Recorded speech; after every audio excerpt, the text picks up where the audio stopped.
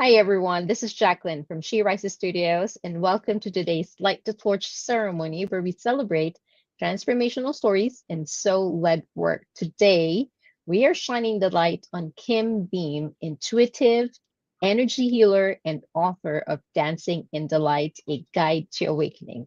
This channeled and heart-centered guide invites readers to deepen their spiritual connection, awaken their intuition, and hear clearly from the source that's always reaching out to them. Hi, Kim. Welcome to the show. Thank you for having me.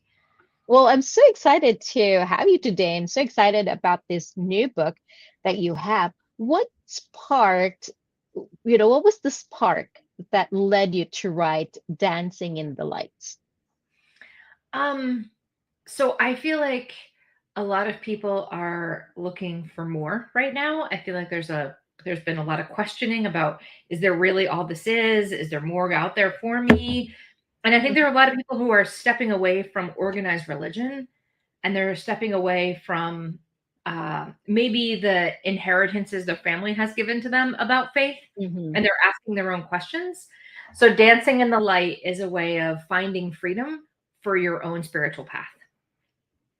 That's wonderful. Now, you describe this book as a channeled work. Can you share what the process looked like for you?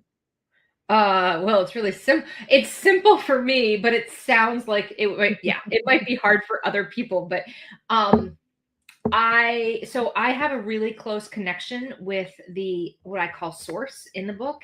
Some Mhm. people refer to it as the universe. Mm, Some people refer to it as God. Some people refer to it as spirit. A friend of mine refers to it as the divine.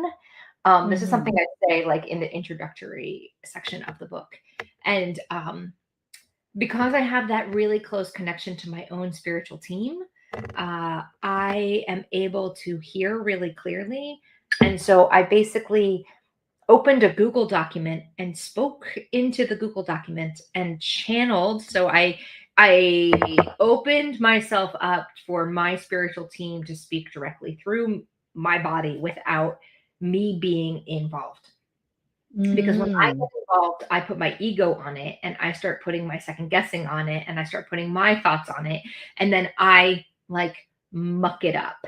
So Mhm. I tried to grab the energy in such a way that it came straight down into the text, directly for the reader to feel the energy of my team, their love, their Mm. acceptance, their hope, their guidance, and then how to connect to your own energy team. That's very interesting that you mentioned spirituality. Now, so for someone who's new to this concept, how would you explain what a spiritual team is? A spiritual team is whoever your like wisdom source of guidance, right? So some people, Mhm. okay, so I'm going to use two different examples. Um, Inside the Catholic Church, right? There's Father, Son, Holy Spirit, right? Like there's Father, Son, Holy Spirit.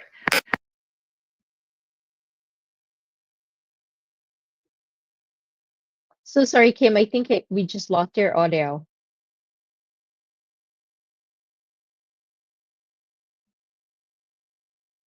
I'm so sorry, I'm not hearing anything.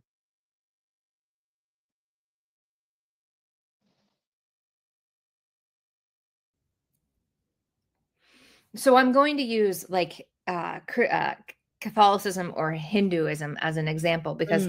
they're common religions that people follow.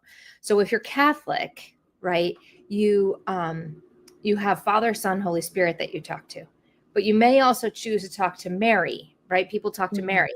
People talk to the saints. Some people Mhm. decide that they're going to talk to ancestors that have already passed on, right?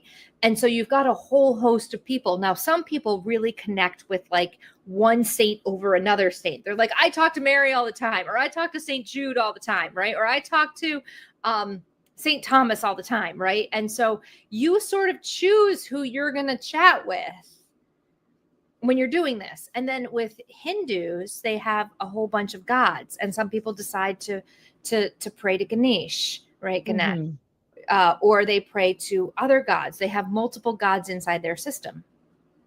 And so for me, in a previous book that I wrote in Walking Courage, I talk about sitting down with a board. I have a board table sometimes that I pull together of all the wisdom that kind of gets put into archetypes.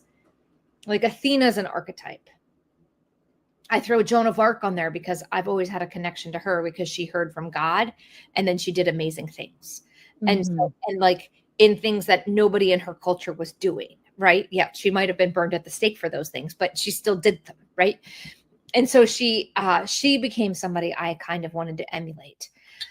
And so I put entities that represented the wisdom I was looking for on my board table.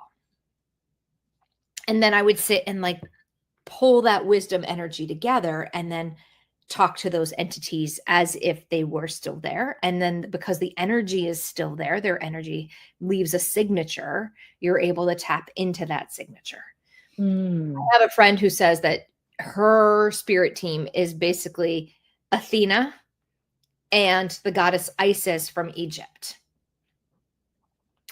I would say on my spiritual team, I have Bridget, who is a saint from Ireland and Scotland, and Thor is on there. I bumped into him sometimes.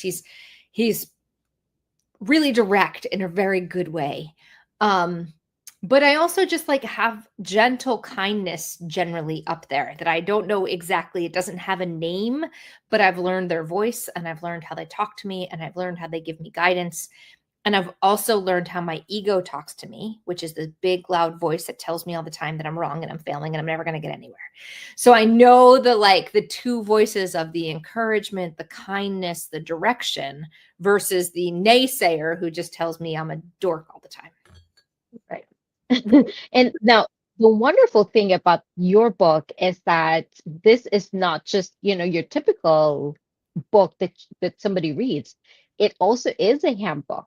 What do you hope your readers will walk away after reading Dancing in the Light? I want them to be able to connect to their spiritual team. I want them to know how their spiritual team sounds and how they can like enter into this play as well. Like it's fun. It's not a game because that feels weird, but at the same point, like, yeah, it's like a wild ride. Like, right? Like I want them. So in chapter 8, I give a meditation on how to connect with your spiritual team. One member of your spiritual team. I call it a guide just because it's one member of that whole team of people Right. of energy that's involved in helping you make good decisions. Awesome. Now, yeah. What do you think, someone can expect as a shift in their daily life once they start building this particular connection with their spiritual team? Once you start being able to hear, you start flexing your spiritual muscles and you'll start asking like, should I buy this? Should I not buy this? Should I turn left or should I turn right? I am totally, I mean, GPS is turned off. My phone isn't getting a signal. How do I make this happen? Right. How do I get to where I need to be? But like, that's the practical, like you can make it to from here to someplace in the middle of traffic and go in a way you never went because your spiritual team tells you when to turn left and when to turn right to get you there. Right. But it's also like metaphorical because there's so many decisions a person makes in a day, or should you take this job or should you not take this job? Right. Should you date this person or should you not date this person? That doesn't have like a yes or no answer to it, right? Necessarily. And so having a spiritual team there to let you know that that feels right, that doesn't feel right. They start telling you how they talk. They start showing you how they communicate with you, how you get messages, because everybody hears their spiritual team differently. Sometimes people are really in their body and they feel it. Some people are really in their head and they hear it. Sometimes people need like signs out in the world to see it. And so your spiritual team will walk you through how they're talking to you. That's awesome. That's wonderful. Now, if there is anything that you would like your readers to take away as a one message after reading your book, what do you want that to be? You're not alone. You don't have to do this alone. Even if you feel alone, even if you think nobody understands you, I know my spiritual team has my back. And I know that everything that has happened because they have helped it to happen. That's wonderful. That's wonderful. And if people would like to connect with you and learn more about your work, about the things that you do and the energy healing in total, how can they reach out? Yes, I am kimbeam.com. So I make the joke, not joke, Jim Beam like Kim Beam, right? Like, so it's really simple to spell. And then at kimbeam.com, I have I do right now. I'm giving Zoom rooms. I have Zoom rooms regularly, about twice a month. I'll go to live events eventually and stop the Zoom rooms. But for now, you can join me in a Zoom room and ask your big burning question. I also have a spot for intuitive readings for people get individual one-on-one readings with me. So if you have a big question and you don't want the world to see it, right, because it's in the Zoom room and you want something private, I do private sessions as well.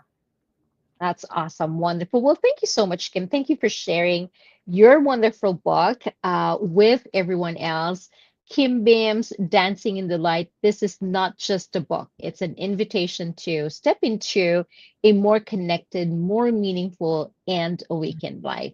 To everybody listening out there, the ebook is now available on Amazon. So please go ahead, grab your copy, trust the nudge, follow the light, and let this book be your guide to all that's waiting for you. Thanks again, Kim. Thanks, everyone. Have a Thank great you. day. Thank you so much for having me.